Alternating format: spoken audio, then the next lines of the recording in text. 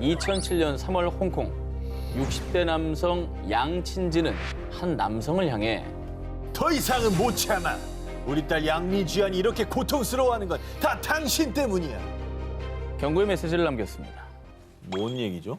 그러니까 누가 딸을 스토킹을 하고 있는 건가요? 리암 그래서- 니슨입니까? 그런 모드입니까? 그래서 스토킹하는- 딸을 구하려는 아빠의 마음. 딸 가진 아빠로서는 저 마음은 100% 이해합니다. 스토커와 달라붙으면 아빠는 화가 나거든요. 당연하죠. 아니, 당연하죠. 예. 그런데 말입니다. 여러분의 예상과는 아예 다릅니다. 에? 이번 사연의 스토커는 다름 아닌 그의 딸 양리주안이었습니다. 뭐? 자, 그러니까 양친지의 딸은 스토킹의 피해자가 아니라 가해자였던 것이죠. 1994년 중국 간수성 란저우에 살던 양친지의 16살 딸 양리주안은요. 영화배우 유덕화에게 흠뻑 빠져서 학교도 그만두고 덕질에 몰두 20살이 된 이후에는 유덕화를 보기 위해 그의 스케줄을 따라 베이징에 6번, 홍콩만 3번을 방문. 하지만 무려 13년간 단 한 번도 그를 만나지 못했습니다. 아니 만나지 못할 수 있죠. 아니 근데 사실은 맹목적으로 저렇게 연예인 따라다니고 그렇게 긴 시간 했으면 그 정도면 됐다. 그럼.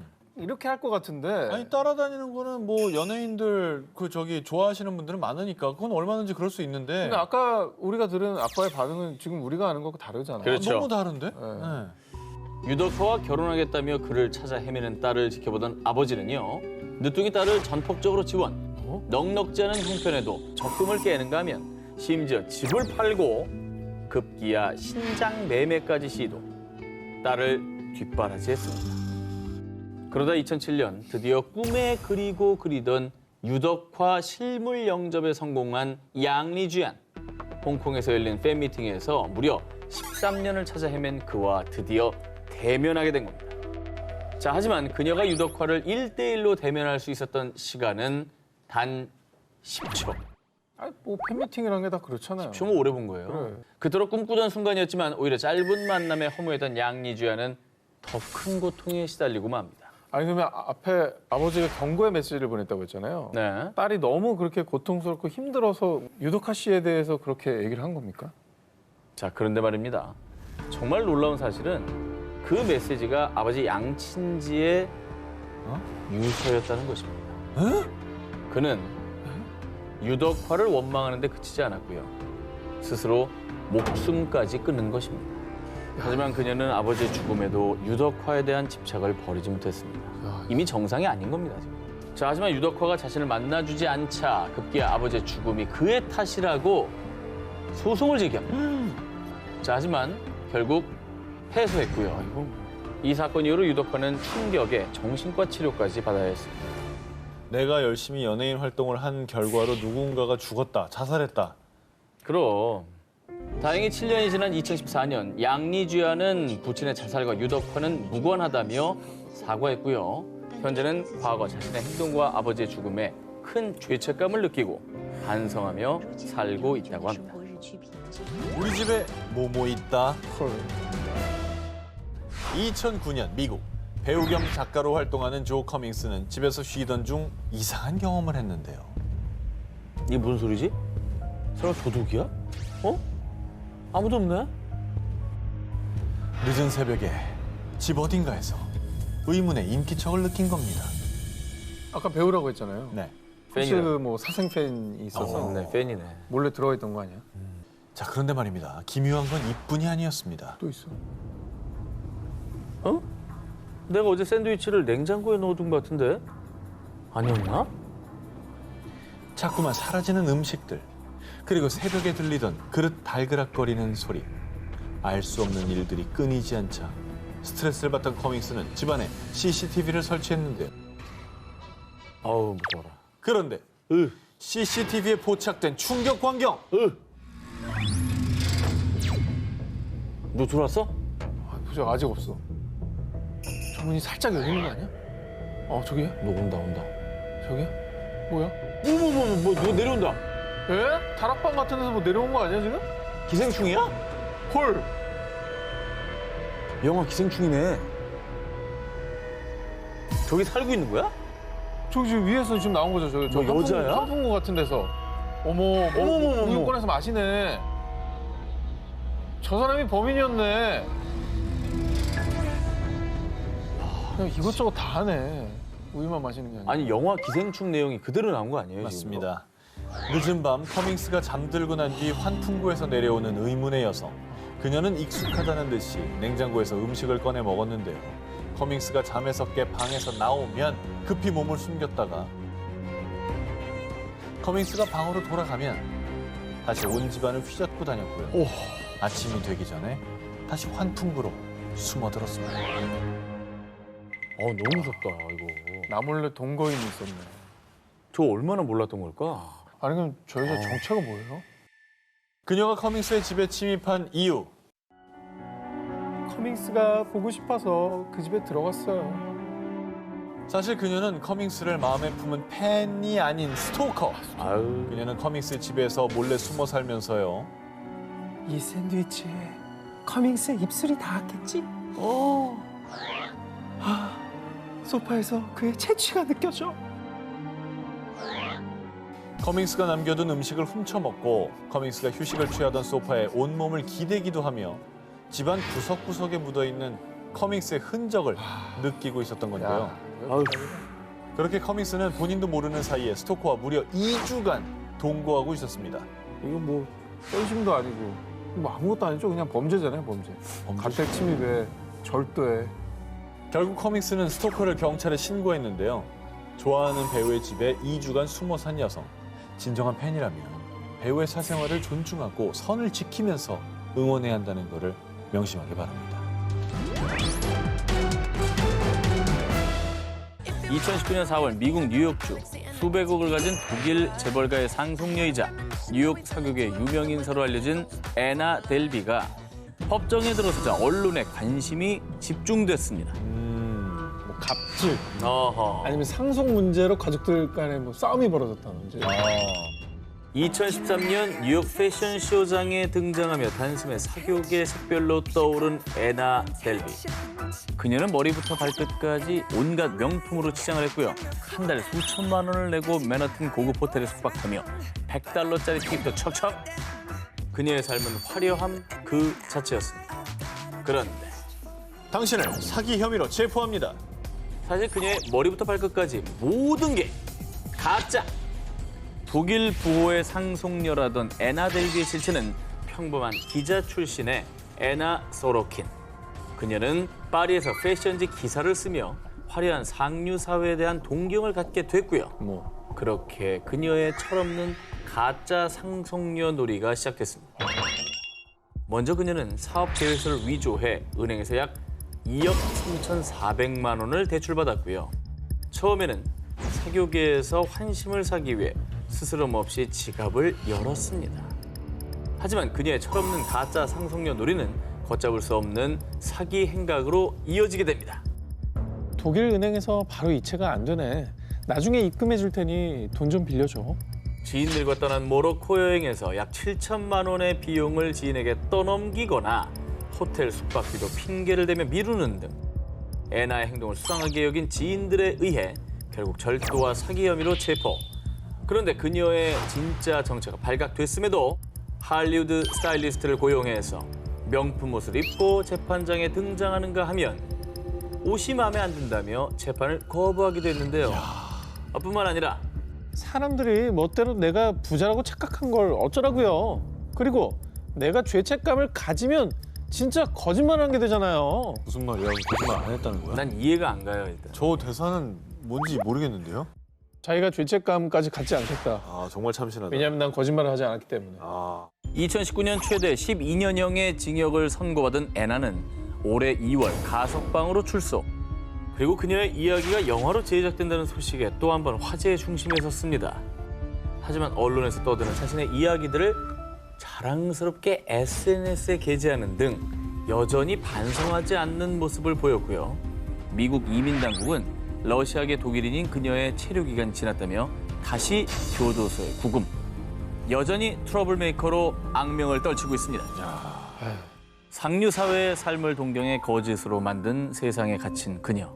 가짜로 만든 성은 무너지기 마련임을 깨닫고요. 진짜 자신의 삶을 찾아보기 바랍니다. 자, 지난 3월 태국 28세 여성 A씨는 친정 어머니가 편찮으시다는 연락을 받고 3살 딸을 데리고 고향 로이엣으로 향했는데요. 당시 A씨의 남편은 일을 해야 했기에 1살 막내딸과 함께 방콕 농캄에 남았습니다. 그런데 감히 내 전화를 안 받아? 어디 일해도 안 받나 보자. 평소 친구들과 어울려 술 마시기를 좋아했던 남편은 아내의 전화가 귀찮았던 건지 하루, 이틀, 시간이 지날수록 아내 A씨의 전화를 받지 않기 시작했고요. 이에 화가 난 A씨는 남편의 관심을 끌기 위해 이 방법을 선택했습니다.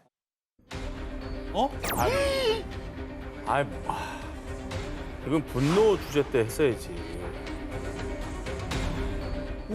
저 고통스러운 아이가 물론 흐릿하지만 다 느껴지시죠? 당연하죠. 했나 봐 좀. 자, 연락을 받지 않는 남편을 향한 아내 A씨의 복수. 바로 남편에게 죄책감을 심어주기 위해 자신의 3살 딸아이를 학대하는 모습을 촬영, 남편에게 보낸 겁니다. 영상을 보고 깜짝 놀란 남편은 곧바로 아내 A씨에게 영상통화를 걸었는데요. 당신 대체 뭐 하는 짓이야? 왜 애한테 화풀이야?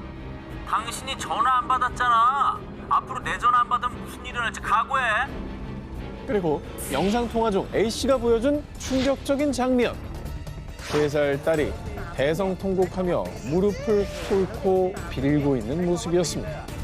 아니 전화 안 받는 화풀이 왜 애한테 해? 그걸 또 왜 또 무기로 삼아서 이용을 하냐고. 나 갑자기 머리가 막 아플라 그래. 아이가 고통받는 모습을 본 남편은 곧바로 가족들에게 이 사실을 알렸고요. 가족들은 여성을 아동보호법 위반 혐의로 신고, 아이는 친할머니 곁에서 안정을 취하게 됐는데요. 사태가 심각해지자 뒤늦게 시어머니를 찾아온 A씨. 제가 잘못했어요.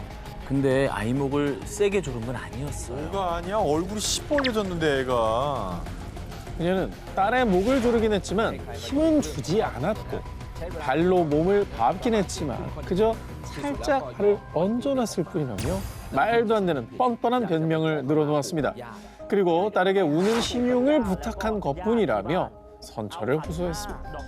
그 상황을 겪는 그 애를 생각해봐요. 정말 세상이 왜 이러냐. 자, 세상을 바꾼 용기 있는 고발 19. 정 기자의 두 번째 1위보를 공개하겠습니다. 2003년 6월 저널리스트 리암 셰프는 한 제보를 받게 됩니다. 저는 뉴욕에 있는 아이 아동 보호센터에서 근무하고 있는데요. 여기서 에이즈 실험이 이루어지고 있어요.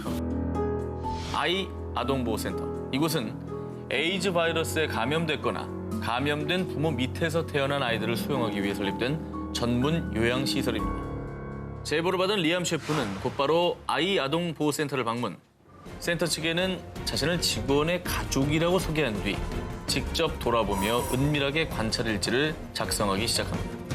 그리고 2004년 1월 리암 셰프는 A4 용지 8쪽 분량의 보도를 자신의 인터넷 웹사이트에 올리면서 비로소 이 아동센터의 잔혹한 실상을 낱낱이 폭로합니다. 그가 작성한 기사에 따르면요, 이 아동보호센터는 1989년 설립 이후 2002년까지 생후 3개월에서 5살 사이에 영유아 100여 명을 대상으로 에이즈 치료제의 독성과 내성 등을 검증하는 임상시험을 시행했습니다. 6개월 된 아기에게는 정상치의 2배에 달하는 홍역 백신을 투여, 약을 거부하는 아이들에겐 위벽을 뚫어서 직접 위에 약물을 투여하는 튜브 시술까지 강행했다고 합니다. 그리고 안타깝게도 약물 투여로 인해 심각한 부작용을 보였던 아이 중 대다수는 숨지고 말았습니다. 와, 이거 어떻게? 그런데 정말 분노가 치미는 일은 이곳에 수용돼 피실험자가 된 아이들 대부분은 고아로 뉴욕시의 아동보호청이 이를 묵인해 실험이 강행된 것이라는 점입니다. 이거는 낫진 않은 일이죠. 그렇죠. 그리고 세계 3대 제약회사인 G사와 P사 등 약품과 재정적 지원을 했고요. 뿐만 아니라 미국의 정부 기관들까지도 대거 관여한 사실이 밝혀지면서 이 파문은 더욱더 커졌습니다. 결국 이 사건에 크게 분노한 인권단체와 뉴욕 시민들은 매주 이 아동보호센터 앞에서 제대로 된 수사를 촉구하는 시위를 벌였습니다. 하지만 임상시험에 약물을 공급한 G제약회사는 미 당국의 인가하에 과학적으로 안전하게 시행된 실험이다라는 입장을 밝혀 지금까지도 해결되지 못하고 있습니다. 부디 이 어른들의 검은 악행들이 낱낱이 밝혀져서 아이들의 억울함이 하루빨리 풀리길 바랍니다. 2018년 10월 새벽 일본 후쿠오카현 오구리시의 한 경찰서에 강도 미수 사건이 접수됐습니다. 그 뒤 경찰이 곧바로 수색에 들어간 끝에 다행히도 범인을 체포할 수 있었습니다. 그런데 당시 범인은 위험한 흉기까지 소지하고 있던 상황. 어머머, 흉악범이네요. 흉기요. 자, 그런데 말입니다. 이 도둑 뭔가 어딘가 좀 남달랐다고 합니다. 자, 새벽 1시 40분경 강도범 A씨는 오구리시에 위치한 모 편의점에 들어갔습니다. 아, 네. 어서 오세요. 자, 그런데 강도범 A씨, 흉기를 꺼내 협박을 하지 않고 점주 곁으로 다가가 안녕하세요. 제가 도둑인데요. 혹시 편의점을 좀 털어도 될까요? 이 뭐예요? 도둑질 해도 되냐고 물어보는 거예요, 지금? 한편 이 황당한 질문을 받은 편의점의 점주는요. 아니요. 당연히 안 됩니다. 그렇군요. 그럼 실례했습니다. 이거 무슨 뭐 저기 시트콤의 한 장면 같기도 하고 실제 상황 같지가 않아요. 네, 뭐 저런 강도가 있냐 싶죠. 그리고 강도범을 어떻게 하다 보니 내쫓기는 했지만 점주는 혹시 모를 불상사에 대비해 곧바로 경찰에 신고를 했고요. 얼마 못 간 강도범은 편의점 인근에서 체포가 됐다고 합니다. 그런데 끝까지 황당했던 게요. 자, 방금 이 편의점에서 잘못한 거 있으시죠? 신분증 좀 주시죠. 아, 네. 제가 그러려고 했습니다. 아니 뭐 거짓말하면 안 되는 무슨 마법 걸린 사람 아니에요? 그러게. 경찰 조사 결과 이 어설픈 강도는 편의점 근처에 사는 35살의 무직남 코조노의 료로 밝혀졌는데 이 사건이 뉴스 매체를 통해 전해지자 교도소에 들어가고 싶어서 일부러 저지른 거 아닐까? 아무리 공손해도 강도는 강도다라며 역시나 황당한 반응을 보였다고 합니다. 제가 다시 한번 여러분께 말씀드리겠습니다. 앞으로도 강도질은 절대 허락을 맡아도 벌어져서도 안 됩니다. 아시겠죠? 2015년 1월 미국 몬태나주 24살의 남성 레비 찰스 리어도는 거리에서 행인의 지갑을 훔쳐 달아났습니다. 그리고 지갑에 든 수표를 서명 위조해 사용한 아주 간큰 도둑이었죠. 결국 절도범 리어돈에 대해 수배령을 내린 경찰. 하지만 몇 달째 리어돈의 행방을 찾을 수 없자 결국 몬태나주의 캐스케이드 카운티의 범죄 수사팀이 운영하는 SNS에 리어돈의 수배 전단을 게시했습니다. 그런데 얼마 뒤 이 사람 리오돈 아니야? 리오돈 찾았습니다. 아니 SNS만 보고 저렇게 찾아줘요? 이게 막 제보 들어오고 막 이렇게 찾은 건가요? 뭐 어떻게 된 거죠? 경찰이 리어돈을 찾게 도와준 사람은 다름 아닌 리어돈 자신이었습니다. 왜? 자수한 건가요? 이렇게 좁혀 적으니까 자기를 보는 눈이. 경찰의 눈을 피해 은신해 있던 리어돈은 SNS를 하다가 자신의 수배글에서 버그샷을 발견했어요. 내 사진이네? 야, 역시 이렇게 찍어도 인물이 사네. 그런데 자기 자신을 너무나 사랑했던 나머지 무심코 자신의 수배 전단 게시글에 좋아요 버튼을 누른 겁니다. 진짜. 가끔 옛날에 우리 막 파도 타기 하다가 100번째 뭐 미니홈피 100번째 입장에 내가 당첨되는 경우가 있잖아. 몰래 들어갔는데. 몰래 전 여친 그거에다 들어갔는데 당첨되셨습니다.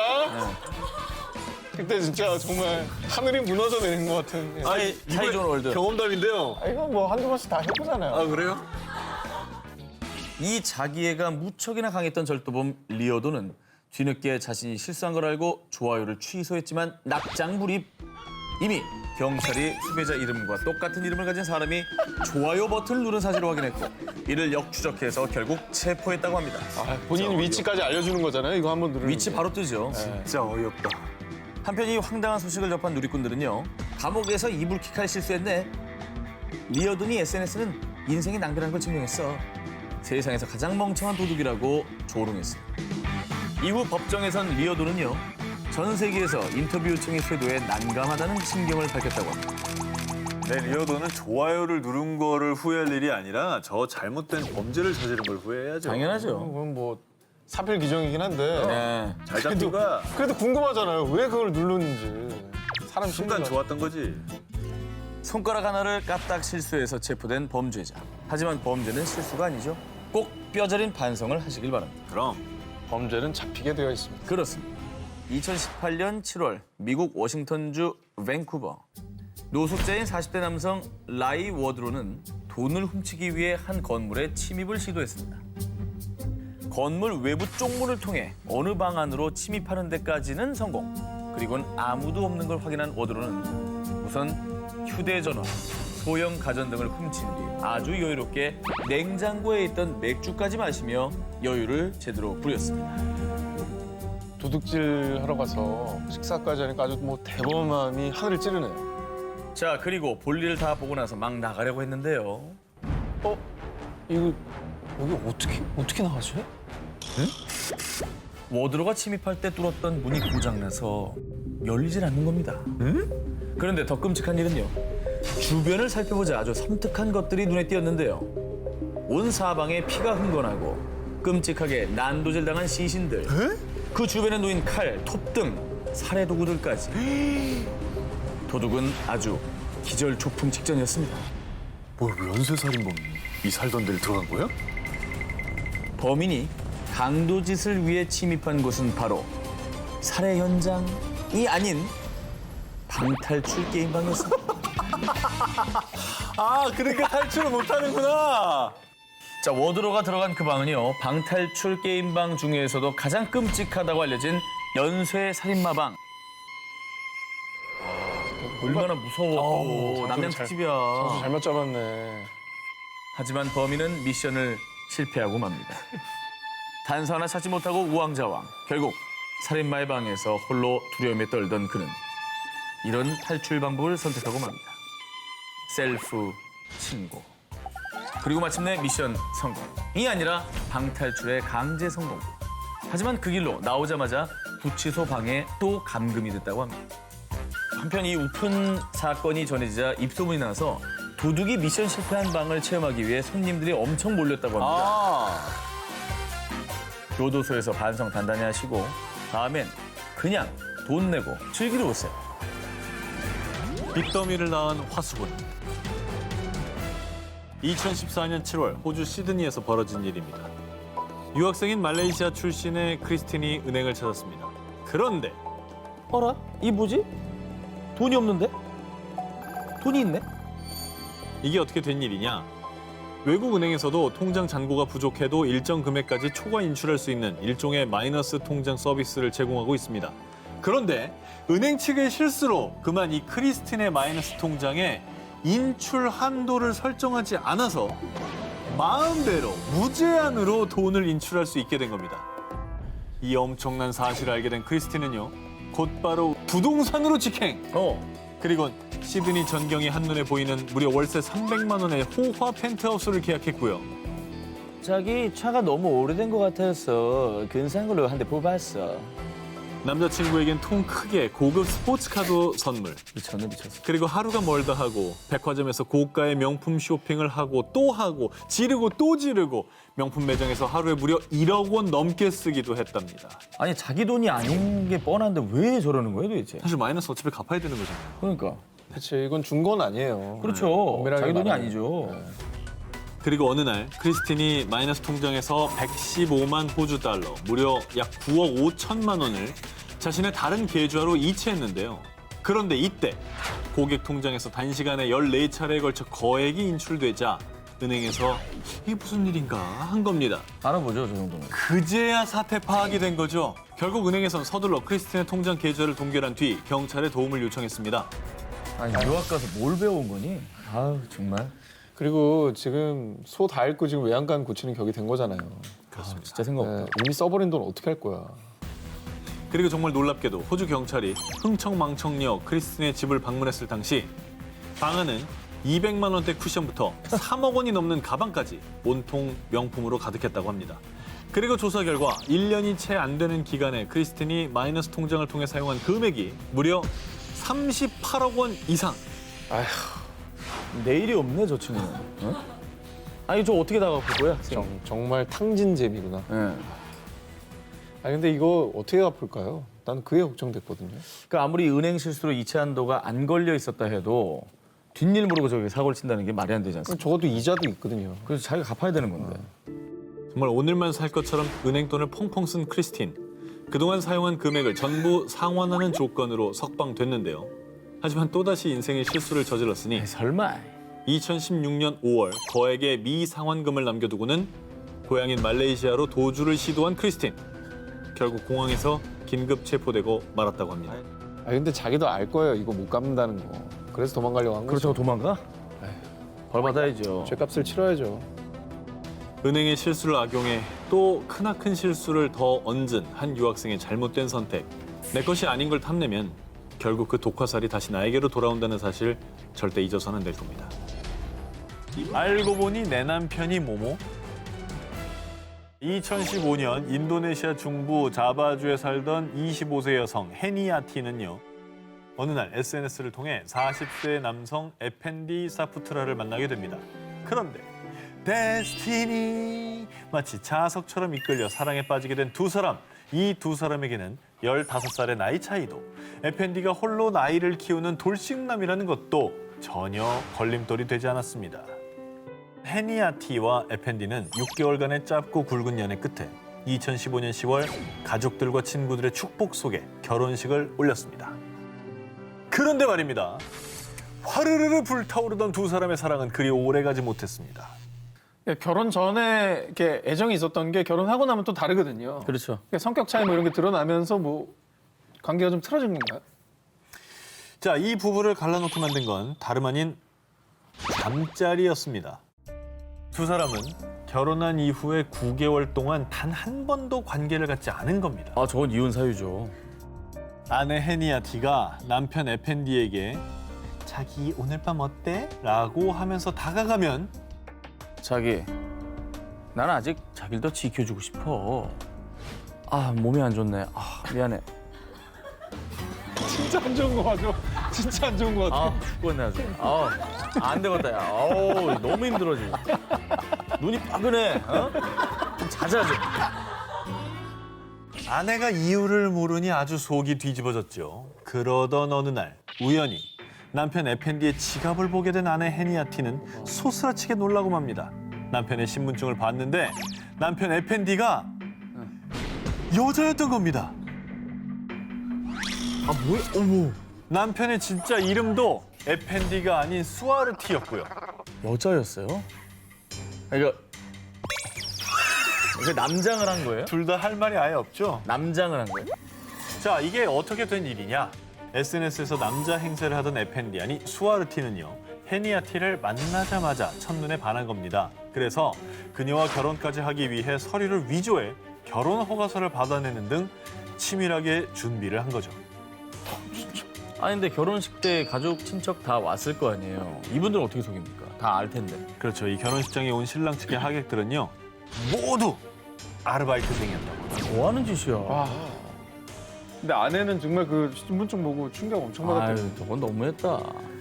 남편이 남자가 아닌 여자였다는 사실을 알게 된 아내 헤니야티는 곧바로 경찰에 신고했고요. 결국 그는 신원 사기 및 문서 위조 혐의로 체포됐다고 합니다.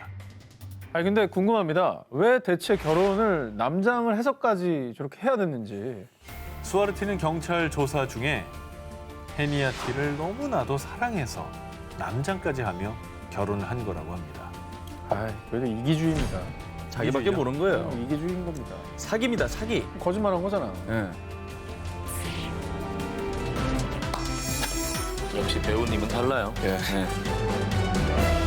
영국 하트퍼드셔 보빙던의 작은 마을. 평화로운 이 마을에 갑자기 원인 모를 병이 번지기 시작합니다. 이유를 알 수 없는 경련과 마비 증상으로 하나 둘 쓰러지기 시작하는 사람들. 그리고 결국 사망자까지 나오고 맙니다. 그런데 이때 이 마을 사진기 부품 회사에서 일하는 한 남자가 수사에 결정적인 증언을 하는데요. 사람들의 증상을 보니 탈륨 중독으로 보이는데요.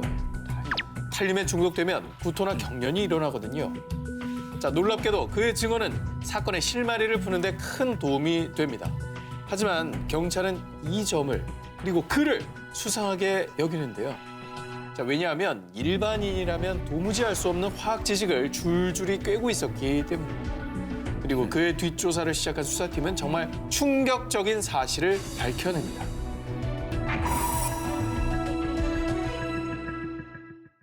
이 모든 건 그가 설계한 살인 계획이었던 겁니다. 근데 아까 한 기자님이 탈륨 그랬잖아요. 네네. 탈륨이 뭐예요? 그게 이제 어떻게 보면 단서가 된 거예요. 우리 모르잖아요. 탈륨이 뭔지. 일반 사람 모르는 거죠. 자, 맹독 물질인 탈륨을 커피나 차에 탄 뒤 사람들에게 태연한 표정으로 권해왔던 겁니다. 와. 그리고 결정적으로 경찰은 그의 집에서 탈륨을 비롯한 각종 독극물과 독약 실험을 소상히 기록한 일기장을 발견하게 됩니다. 이건 또 뭐 하는 사람이에요? 자, 독극물 살인범이었던 그의 이름은 그레이엄 영. 자, 그런데 그의 범행은 꽤 어릴 때부터 시작이 되었습니다. 학창 시절 다른 과목은 거의 낙제에 가까웠지만 그는 고작 14살의 나이에 독학만으로 대학원 수준의 화학 지식을 습득할 만큼 천재적인 두뇌의 소유자였습니다. 아, 이거 좋은 말을 좋은 데 쓰지. 그러니까. 예, 그러던 어느 날 영국 런던 리스턴의 한 교실에서 의문의 사건이 발생합니다. 점심으로 샌드위치를 먹은 학생들이 잇따라 복통을 호소하더니 경련을 일으키며 쓰러졌는데요. 자, 그런데 이 모습을 지켜보던 그레이엄 영은 자신의 일기장에 무언가를 적기 시작합니다. 안티몬 타르타르 산염을 0.01g 섭취하면 인간은 복통을 일으킨다. 아이고. 그렇습니다. 그는 친구를 상대로 독극물 안티몬 타르타르 산염의 치사량을 실험을 했던 겁니다. 세상. 자, 그리고 1962년 15살이 되던 해 그레이엄의 의붓 어머니가 시신으로 발견이 되었는데 아, 이러지 말지. 어머니 또한 그레이엄 영의 독약 실험 대상이었던 겁니다. 결국 그레이엄 영은 살인 미수 혐의로 투옥됐지만 정신 이상 진단으로 정신병원에 위탁됐고요. 9년 뒤 완치 판정을 받고 퇴원한 그가 자, 이번엔 영국 보빙던 마을에서 마을 사람과 또 회사 동료들을 대상으로 또다시 독극물 살인 사건을 계획, 실행을 했던 겁니다. 완치된 게 아니네. 왜 완치 판정을 내린 거예요, 도대체? 뭔가 연기를 한 거죠. 아, 자, 이로 나가려고. 결국 종신형을 선고받은 그레이엄 영. 하지만 1990년 8월 42세의 나이에 심장마비로 생을 마감하고 맙니다. 자, 바로 다음 사건을 알려드리죠.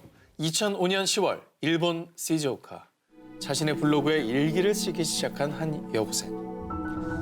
어제부터 어머니의 상태가 나쁘다. 전신에 발진이 일어나고 특히 얼굴에 증상이 심하게 나타난다. 어머니가 2, 3일 전부터 다리가 아프다고 하더니 거의 움직일 수 없게 됐다. 자, 언뜻 보면 투병 중인 어머니의 건강 상태를 이렇게 기록한 것처럼 보이지만 뭐야, 너무 무섭다. 자, 일기는요. 단순히 일상을 기록한 게 아닙니다. 바로 살인 일지였던 겁니다. 자, 여기서 또 나옵니다. 네. 독극물인 탈륨을 컵안에 발라서 친어머니를 살해하려는 계획을 세웠고요. 그 과정을 이렇게 블로그에 기록해 둔 거였습니다. 아이고야.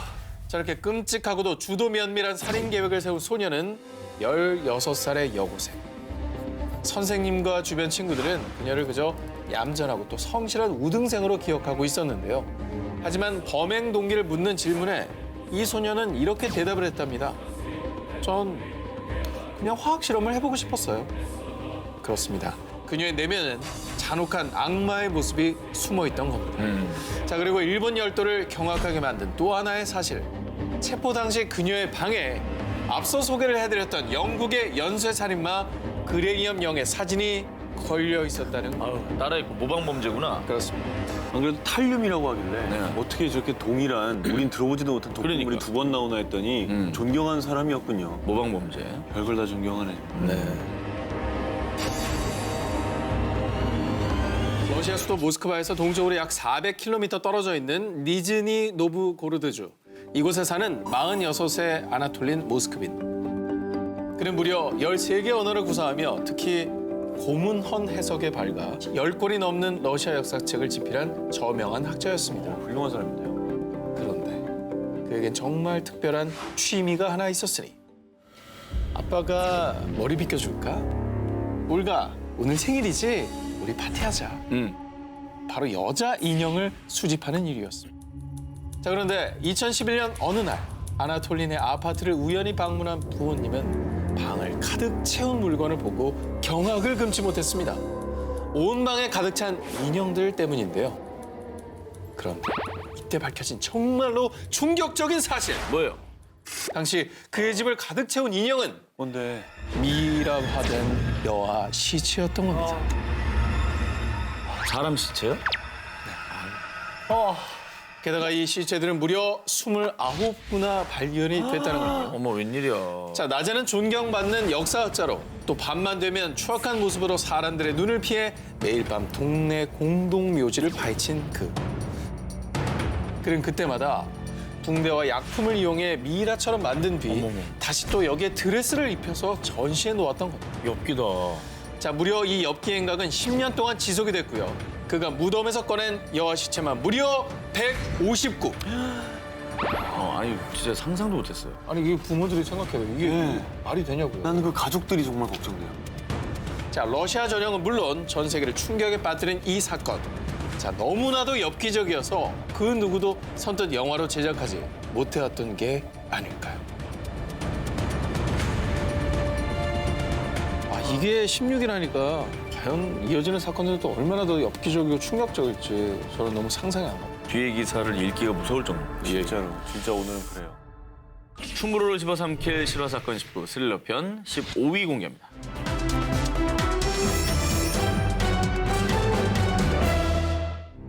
자신들만의 세계에 빠져 살았던 영국의 한 쌍둥이 자매가 있습니다.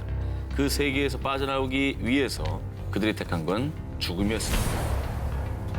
1982년부터 주말이면 어김없이 영국의 B 정신병원을 찾았던 영국의 저널리스트 마저리 윌리스.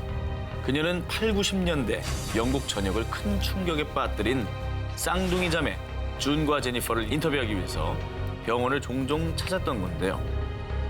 그러던 어느 날 마저리를 본 쌍둥이 동생 제니퍼는 의미심장한 말을 건넵니다.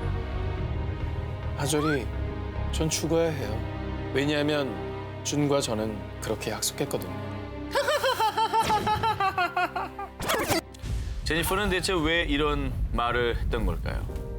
1963년 베네수엘라 북동쪽 카리브해에 위치한 작은 섬나라 바베이도스 출신 오브리와 글로리아는 눈에 넣어도 아프지 않은 일란성 쌍둥이 준과 제니퍼를 품에 안게 됩니다. 그리고 행복한 삶을 꿈꾸며 영국의 남서부에 위치한 웨일스로 이사하게 되죠. 하지만 사랑만 받으며 자라도 모자랄 유년 시절 준과 제니퍼는 주민들의 차가운 멸시와 조롱을 받으며 자라게 됩니다. 결국 쌍둥이 자매는 마음의 문과 말문까지도 닫아버리고 맙니다. 그런데 정말 미스테리한 일은 준과 제니퍼가 나누는 대화는 부모님을 포함한 그 누구도 알아들을 수가 없었다는 점입니다. 아니 뭘 무슨 말로 하길래 서로 다른 사람 알아들을 수가 없는. 그들만의 뭐 언어를 개발한 건가요? 오늘 개발하는 게 얼마나 어려운 일인데. 정확히 밝혀진 건 아니지만 몸짓과 함께 영어를 상당히 빠르게 스타카토식으로 구사했다는 것이죠.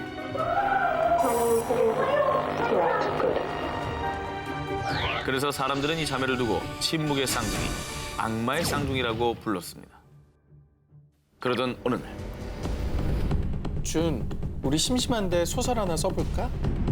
목표 없는 삶을 살아가던 자매는 함께 글을 써보기로 합니다. 장르는 범죄 스릴러물. 그런데 문제는 이야기로만 그친 게 아니라 실제 범행으로까지 이어졌다는 것이죠.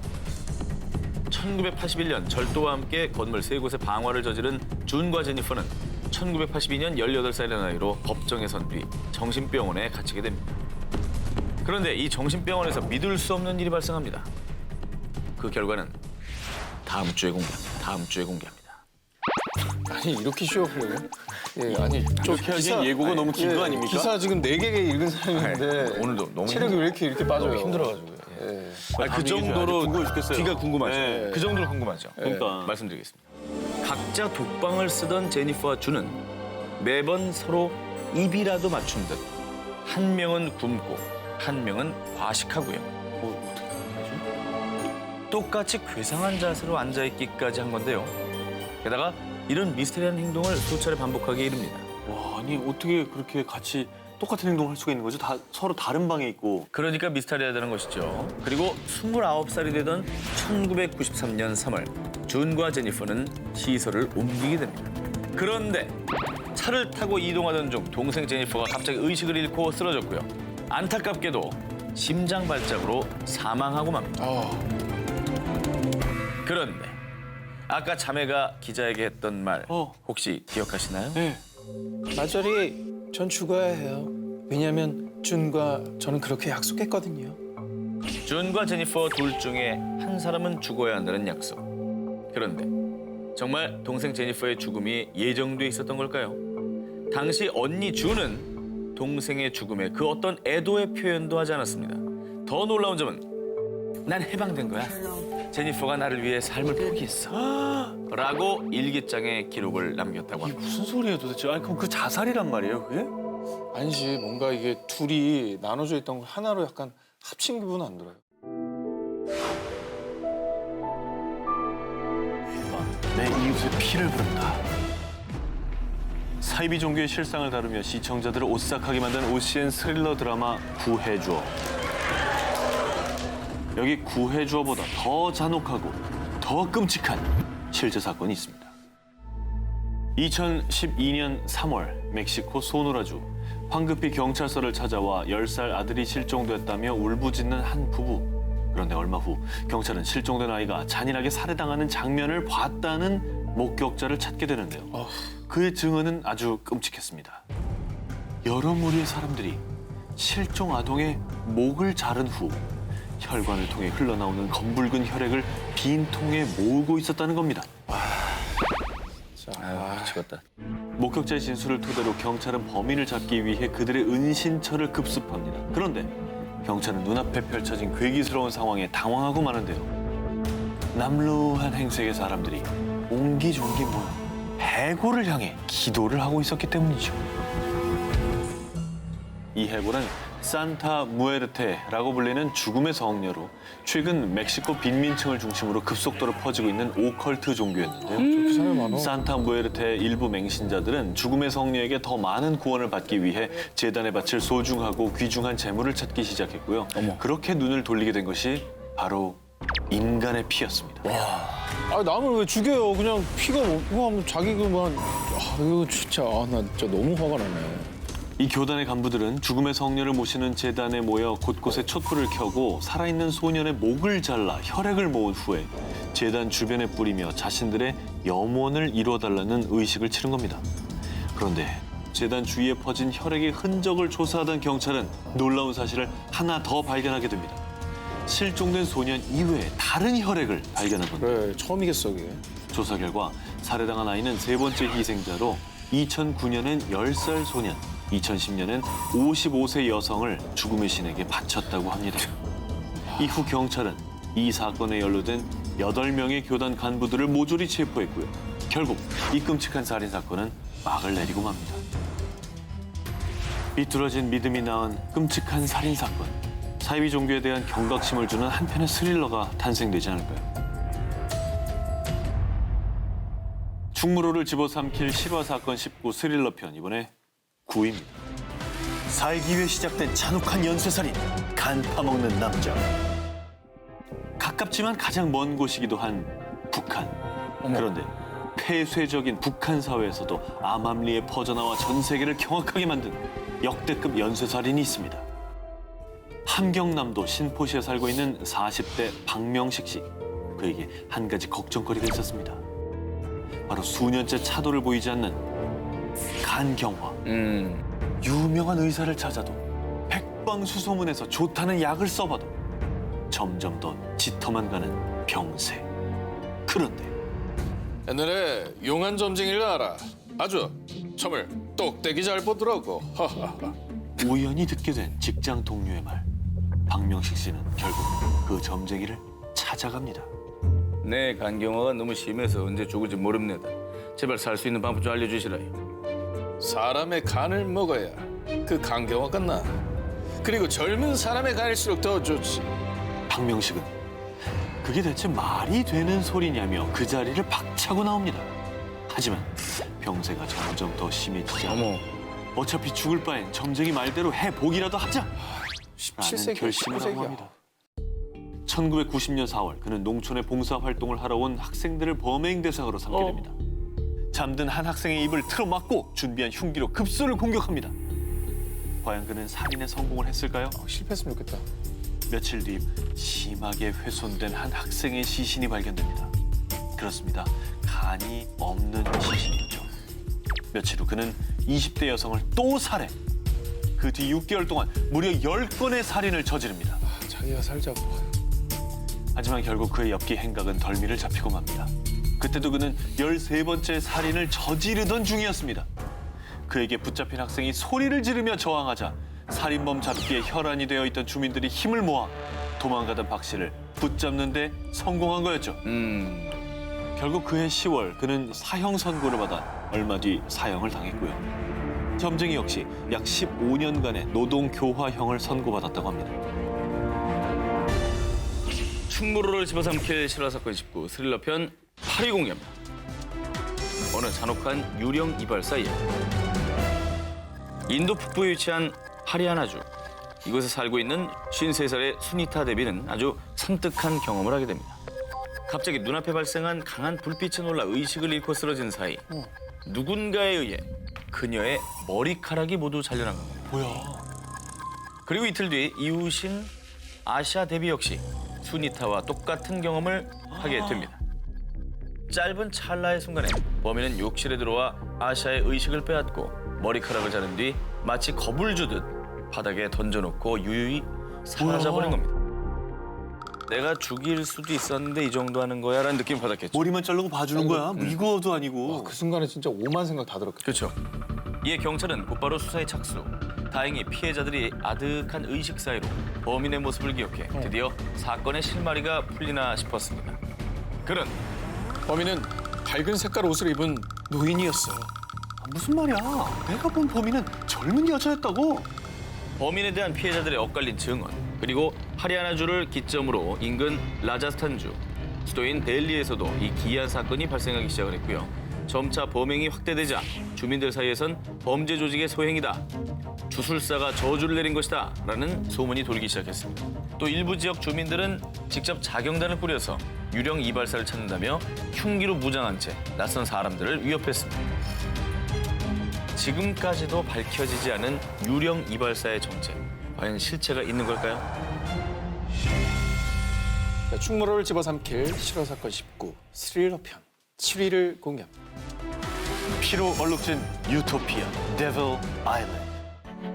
1906년 멕시코의 포르피리오 디아스 대통령은 태평양에 위치한 무인도 클리퍼든 섬에 대한 실효적 지배를 인정받기 위해 섬에 등대를 건설하고 책임 장교인 라몬 아르노를 필두로 13명의 군인과 아내 그리고 하인들을 보냈습니다. 이들은 클리퍼든 섬을 유토피아로 만들기 위해 많은 땀을 흘렸고요. 그 결과 1914년 섬의 주민은 무려 100여 명으로 늘어났는데요. 그런데 1910년에 멕시코 혁명이 일어나면서 이들을 섬으로 보낸 포르피리오 디아스 대통령이 사임됐고요. 이윽고 섬의 정착민들을 방치, 나몰라라 하게 됩니다. 버림받은 처지가 된 주민들, 결국 영양 부족으로 괴혈병을 앓으며 하나둘 목숨을 잃기 시작했고요. 식량을 구하기 위해 바다로 나간 책임 장교와 섬의 남자들은 카누가 침몰해 모두 사망하고 맙니다. 이제 클리퍼든 섬에 남아있는 주민들은 모두 여자들과 아이들뿐. 그런데 이 절망적인 상황에 등장한 한 남자. 무리와 떨어져 홀로 절벽 아래 오두막에 살았던 등대지기 빅토리아노 알바레즈였습니다. 이때부터 유토피아를 꿈꾸던 클리퍼든 섬은 지옥의 섬으로 변하기 시작합니다. 빅토리아노는 섬의 왕을 자처하며 모든 여자를 성노예로 삼았고요. 자신이 소지한 소총 한 자루만 남기고 다른 무기는 모두 바다에 버린 후 자신을 거역한 사람들을 무자비하게 살해하기 시작합니다. 빅토리아노는 책임 장교의 아내였던 엘리시아를 자신의 아내로 맞이하겠다고 하는데요. 그런데 이때 엘리시아는 굶어 죽던 아니면 빅토리아노에게 죽던 죽게 되는 건 매 한 가지다. 결혼을 준비할 시간을 달라고 한 뒤 빅토리아노가 방심한 사이 남겨진 사람들과 함께 도끼와 망치로 그를 죽이고 맙니다. 그런데 그때 해안선 너머에 있는 미국 상선 요크타운 호가 이들 앞에 나타난 겁니다. 결국 엄마와 아들 페드로는 다른 생존자들과 함께 그곳을 빠져나올 수 있었습니다. 다행이네. 이것을 훔친 도둑의 최후. 2013년 멕시코의 한 주유소에 무장한 도둑 2명이 습격. 트럭 한 대를 탈취해 도주하는 사건이 발생했습니다. 이틀 뒤 멕시코 경찰이 주유소에서 약 40km 떨어진 공터에서 도난당한 트럭을 발견했고요. 이것이 보관함에서 분리된 것을 본 뒤 급하게 인근 지역을 회수했습니다. 아니 뭐 일부러 테러 위협을 하려고 준비해 놓은 걸 탈취했나? 자, 사실 도둑들이 훔친 트럭에 실려있던 것은요. 코발트 60이었습니다. 방사능 아니에요? 광물인데 저거는 분자가 높은 애들 중에 하나인데. 고분자. 보통 뒤에 이제 숫자 붙은 거는 약간 방사성 동위원소 네. 뭐 이런 거잖아요. 저건 방사성 물질 맞을 것 같은데. 네. 코발트 60은 평균 에너지 1.25밀리언 전자볼트의 높은 감마선을 방출하는 핵종이기 때문에 취급 시 방사선에 의한 외부 피폭에 주의해야 하는데요. 만약에 코발트 60과 직접적으로 접촉을 한다면 암에 걸리거나 사망에까지 이를 수 있다고 합니다. 근데 그렇게 위험한 게 왜 주유소 거기 트럭에 그러니까 저게 이상하죠. 왜 너무 아무 랜덤하게, 트럭에나 있었으면 그게 왜 그렇게 훔쳐가기 쉽게 돼 있었으면. 되게 위험한 물질인데. 사실 이 코발트 60은 주로 병원에서 방사선 치료에 사용되고 있는데요. 도난 현장 인근의 한 병원에서 폐기한 코발트 60을 밀봉해 보관함에 넣은 뒤 폐기물 저장소로 운반 중이었는데 도둑들이 이 운반 트럭을 탈취한 겁니다. 도둑도 재수 없다.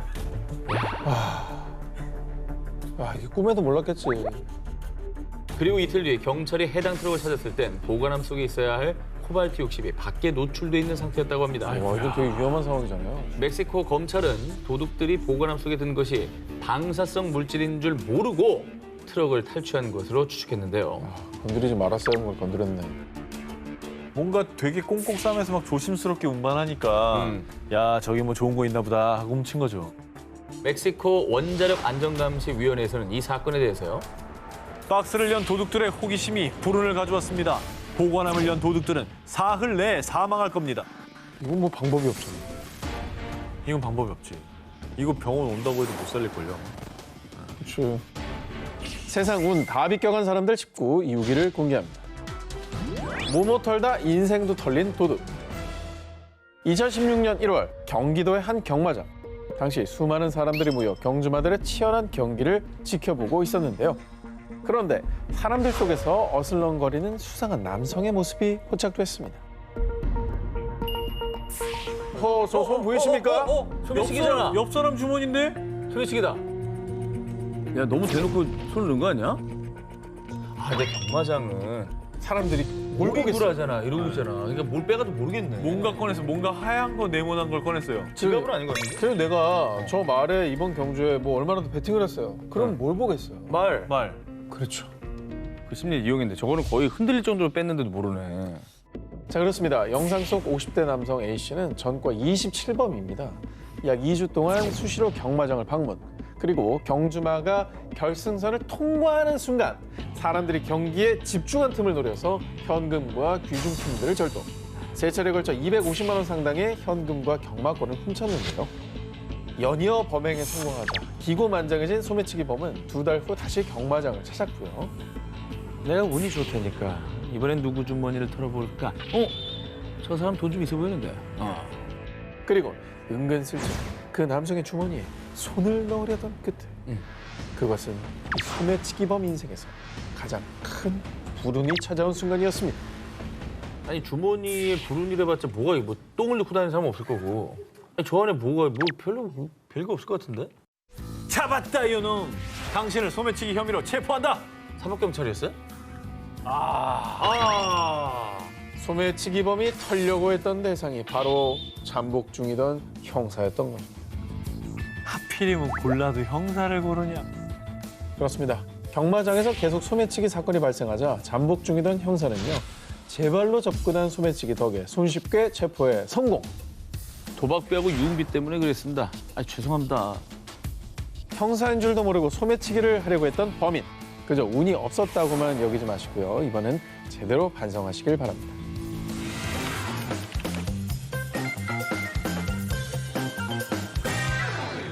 세상은 다 비껴간 사람들 19. 저 정기자의 1위 후보를 공개합니다. 2008년 11월 영국 출신의 제이슨, 로런스 부부는 휴가차 인도를 찾았다가 너무나도 무서운 일을 겪었습니다. 바로 인도 뭄바이 연쇄 테러. 사흘간 무려 300여 명의 부상자와 160여 명 이상의 사망자가 발생. 도시는 아비규환이 됐고요. 테러 발생 지역에서 불과 20분 거리의 호텔에 묵었던 부부는 방 안에서 꼼짝도 못한 채 공포에 떨어야 했습니다. 아유, 휴가라고 갔는데 이렇게 근처에서 테러가 발생하니까 얼마나 무서웠겠어요. 그런데 말입니다. 인도 뭄바이 테러에서 살아남은 이 부부는요. 왜 우리에게 자꾸 이런 시련이 닥치는 걸까? 또 이런 일을 겪다니 다시는 여행 안 갈 거예요. 이게 처음이 아니에요? 슬슬 무서워지죠? 이들 부부의 휴가는 항상 순탄치가 않았습니다. 항상? 2001년 9월. 아유, 휴가차 미국 뉴욕을 방문한 제이슨 로런스 부부. 멀리 뉴욕까지 왔는데요. 뉴욕의 낭만을 즐기고 싶잖아요. 그런데 미국 역사상 최악의 테러인 9.11 테러가 발생한 겁니다. 완전 그때 뉴욕에 아비규환이었죠. 있던 사람들은 다 통신이 두절됐어요, 일단. 그래서 외부의 가족들이 그 안에 있는 내 가족이 살아있는지 죽어있는지도 알 수가 없었어요. 얼마나 뉴욕 탈출하려고 다들 난리도 아니었는 그 시점에 휴가로 가 있었다고. 당시 역사상 최초로 미 전체 영공이 봉쇄. 제이슨 로런스 부부는 두려움과 공포에 떨다가 집이 있는 영국으로 겨우 돌아갈 수가 있었습니다. 야, 이 부분은 미안해서라도 어디 가기 싫겠다. 아니, 여행을 그럼 어디 일이 갈 벌써- 엄두가 안 날 것 같아요. 자, 그런데 말입니다. 이게 끝이 아니었습니다. 9.11 테러를 겪고 4년 뒤인 2005년 7월 영국 버밍엄에 살던 부부는 차로 3시간가량 떨어진 런던으로 휴가를 떠났습니다. 그런데 이번엔 런던 지하철 테러가 발생합니다. 그렇게 이 부부는 휴가지에서 테러가 일어나는 불운을 3번이나 겪었습니다. 게다가 또 휴가는 또 좋은 마음으로 또 준비해서 간 걸 텐데. 야, 뉴스 라이브로 봐도 무서운데 그러니까. 현장에 계속 있었던 거예요. 얼마나 공포스러웠을지 정말. 예. 이후에 아내 로런스는요.